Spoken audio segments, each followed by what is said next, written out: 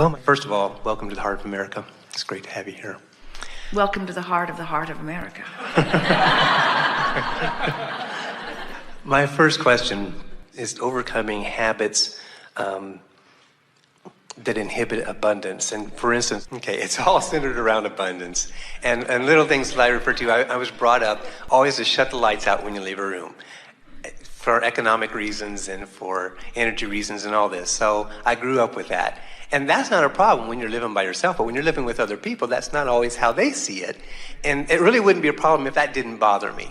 You know, little things like that, like putting even things in the dishwasher and you put them in so that you get the most done, the most washed. I mean, that's so simple and so stupid in a way, but still, if I have a feeling about it or a reaction to it, that impacts my abundance, feeling of abundance. The thing that we like most about this example is that, again, it's talking about controlling others who don't have shortage issues.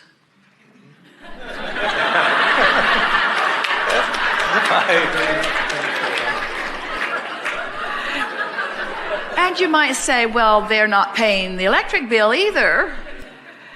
But what we want you to realize is that it is just the simple thing of you soothing you. Now, you see, because all your life, especially all of your controlling of the electricity usage life, all of that life, you have shown yourself over and over and over again that you are fighting an uphill battle that can't be won. Because you can't get them to think like you do, you can't get them to focus on that like you do, and you can't get them to agree with you. In other words, it's sort of like the war in the Middle East, really, when you think about it. It's the same basis, isn't it? That I see it one way and somebody else sees it another way, and I can't get inside their head and they can't get inside my head. And what you're saying right now so far is, and I need to control them. I need to convince them so that they will control themselves so that I can feel better. And we say, this is the perfect example of what we are talking about, no matter what the subject is. And you say, it's so simple, why can't I get over it? And we say, because you haven't tried. You haven't gotten over it because you still believe you're right. You believe you're right. You believe that we shouldn't be wasting it. There's no need to. You want to be ecologically wise. And we're not saying that there is anything about your reasoning that isn't valid. We just want you to understand that when you'd rather be right than feel good, you're often choosing upstream rather than downstream. And when you choose upstream, it never works for you, you see. Every time something like that happens, you wish for greater economy. You desire more concern about the environment. You desire a lower electric bill. Whatever it is, you launch it. And Source says yes, yes, yes, yes, yes to all of the things that you're asking for. So over the years, the more you've asked for that, the faster this current is moving on that subject. So when you see someone doing something in opposition to what you want and you turn upstream, you create a tug of war that seems irrational. The people who are watching you having this meltdown over something, and we're exaggerating too, over something that doesn't, a little bit, over something that over something that doesn't seem all that important, but they don't understand that it matters to you because you've really got your stream flowing hard about it, but you're asking them to make the change so that you can go with the flow. And that is the deadly trap. To ask somebody else to do something that causes you to go with the flow, that is the fatal error, because they've got their own agenda going and they're not going to do it. So you've got to figure out how to go with the flow. So let's say you walk into the house and nobody's there and every light in the house is on. And you have that knee-jerk reaction because you've been asking for years. It's in your vibrational escrow. Source is over there living it and calling you toward it. And you are in opposition. Clearly, and you can feel the anger welling up inside of you. And now you remember Abraham standing here pointing upstream, and you say, okay, it's my job to diffuse this in some way, to just stop paddling upstream. So what might you say that would make you feel less upstream? What could you say? In other words, that's your only goal. Your goal isn't to train them. Your goal isn't to save the electricity. Your goal is to stop ripping yourself apart on something that even you say doesn't matter. Your goal is to get pointed in the direction of what you've been asking for, which is an efficient household, an economy that pleases you, and a lower electric bill, and greater abundance, and a better balance between money in and money out. In other words, all of those things are very worthy things to want. In fact, so much so that sources over there living them on your behalf, calling you toward them. You're just not letting yourself go because you're letting the condition cause your vibration to be otherwise. So what might you do to cause you to go with that flow? Well, one thing is that it's really nice to have electricity, to have it coming into our home so we can light our house and be able to do things at night. That's true, but we don't think that would soothe you very much because that's not the issue. In other words, the issue isn't whether we have electricity or not. The issue is paying for it, or the issue is frugality or wisdom. So what might you say that would ease that shortage issue? Shortage of money, shortage of electricity. What might you say that would soften that? There's the rub, I guess. You know? Well, you could say something like, if I were to calculate the amount of money that is rolling through my electric meter right now in a space of time of 12 hours, it would be less than what I decide on a menu choice at a restaurant, this or that. And I make those choices easily all day, every day. So this money is not really a problem. Now that would diffuse a little bit. Now you could turn and go upstream again as you say, yeah, but all day, every day, day after day after day after day after day, now you've turned back upstream. But your point is to not be right, because you see what happens, we think, is in your determination to make your case, you gather the statistics in order to try to control conditions. We're about to say something that we have never said before, and it is so powerful.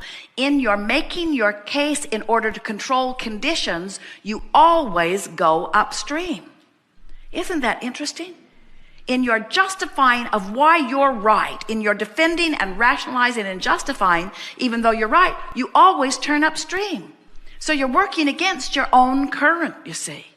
So you might say something such as, Abraham says that if this time-space reality has the wherewithal to inspire something within us, that it has the wherewithal to provide it. And so in the same way that at one time there was no electricity flowing through this nation, now it flows in abundance everywhere. And as new communities spring up, they figure a way to deliver the electricity. And so the electricity is never really in short supply because they've figured out how to make the supply. And so there's no shortage of electricity, and I don't want there to be a shortage of my ability to pay for it. And when I think about it, there really is nothing to worry about in that regard. And as you just soften now, in that moment at least, you've turned, and you are not bucking your own current as much right now as you just were. Now, let's say that you come home every day and your beautiful family gives you the opportunity to do that day after day after day after day after day after day. In other words, every day you come home, the lights are on. Every day the lights are on, you let go of it, you let go of it, you let go of it, you let go of it, you let go of it, you let go of it. So you've been asking for some things for years relative to this. And now, just this week, you started letting go of it and letting go of it and letting go of it. So for the first time in years and years and years, you are becoming a vibrational match to your own desire. They're still not turning the lights off, but you are coming into vibrational alignment with what you want. So now you are offering one signal. You're not offering a signal that says, turn out the damn lights. You're not offering a signal that says, I want something I cannot get from you. You're offering a signal that simply says, this thing I want. Can you feel the difference in your power of influence in offering a signal that says, I want this thing that you refuse to do, and offering a signal that says simply, I want this thing? No split energy. One who is not offering split energy is more influential than millions who are offering split energy. So suddenly you've got a whole different vibe going on around you and around this household. And you're in this house offering that vibration. And guess what happens? Somebody leaves a room and they unconsciously turn out the light. it occurs to them to turn it out. In other words, because there's a turn out the light vibration going on instead of I never turn out the light vibration going on. We're not kidding you. You affect the vibration around you. You influence the people around you. So what we're saying is you've got to get in concert with your own vibrational escrow before you can ever hope to influence anyone else to. Ooh, isn't this good? Isn't this a wonderful thing to acknowledge? If you're not in alignment with who you are and what you want, you cannot begin to express that vibrationally and have any power of influence. It is such an interesting thing to watch, all of you. Of course, your budget is money in, money out, money in, money out, money in, money out. But if you'd concentrate on going with the flow, the money in would be so huge, the money out would be inconsequential. It will come so fast you don't have time to spend it. We are not kidding you. Jerry said when Esther met him, I don't care about money as long as I have all I can spend. And Esther thought that was the funniest thing that she had ever heard, because it never occurred to her that she would ever have a shortage of time, or that there would ever be a pile of money that she wouldn't have plenty of time to spend. Esther just figured that there would be no end to the places for money to go. But she had no idea what a true abundance of money really is either. In other words, when money starts flowing, it comes from all directions. It comes in such abundance that you wonder where it always has been. When you start going with the flow, not only does money flow, but clarity and vitality and wellness and ideas, and more ideas about where to go in your flow.